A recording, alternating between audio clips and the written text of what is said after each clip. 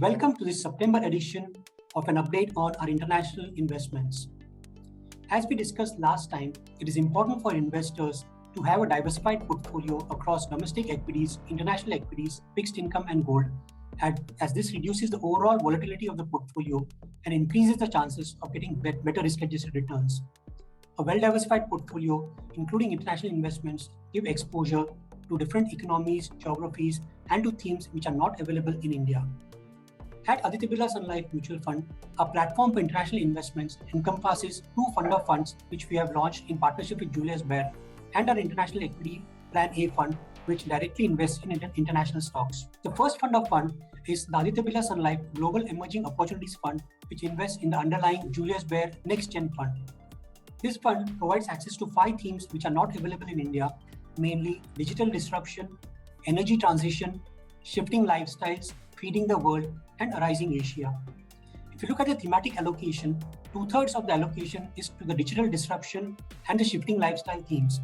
These cover various sub-themes like automation and robotics, cloud computing and AI, cybersecurity, fintech, e-commerce, genomics, digital health, and so on. At the same time, we are seeing a rise in the third theme, which is energy transition, which covers, for example, electric vehicles, renewable energy, and so on. If you look at the portfolio, the top 10 stocks are accounted by mainly tech stocks like Microsoft, Google, Amazon, Facebook, and so on, and the pharma and healthcare stocks like Thermo Fisher Scientific, Abbott Labs, etc. The geographic allocation is about 2/3 to United States and the rest to China and Europe. This fund has been very consistent in its performance. Year to date, the fund has given a return in US dollar terms of 16% versus 13% for the benchmark. And even over a three-year period, the CAGR is about 15.5% compared to 13.5% for the benchmark. The second fund of fund is the Aditya Sunlife Global Excellence Equity Fund, which invests in the underlying Julius Baer Global Excellence Equity Fund. This fund provides exposure to the best known brands across the globe, which are industry leaders, which high barriers to entry, platforms and network companies, as well as brands which have high pricing power. The portfolio is very well diversified. It has good brands like Hermes, Nike, Home Depot, and so on. Defensive stocks like Johnson & Johnson, Roche, Merck, etc. Companies with high barriers to entry like Intuitive Surgical, as well as the tech names such as Amazon, Microsoft, Google, Facebook, etc. The top 10 stocks are mainly the tech names like Microsoft, Google, Facebook, Apple, Nvidia, MasterCard, and Visa. And from a sectoral perspective, about 1/3 allocation is to IT and tech stocks, and the remaining is diversified across healthcare, industrials, financials, etc. Year to date, the fund has given a return of almost 16% in US dollar terms, and over the past 3 years, the fund has given a CAGR return of around 16%. The third fund is the Aditya Sunlife International Equity Fund Plan A.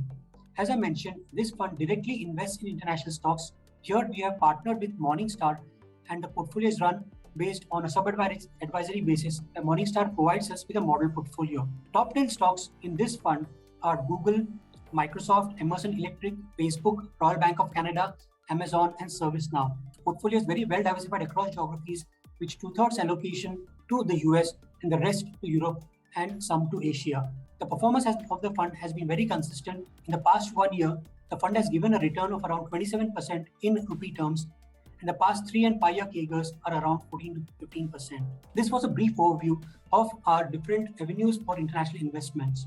Thank you and happy investing.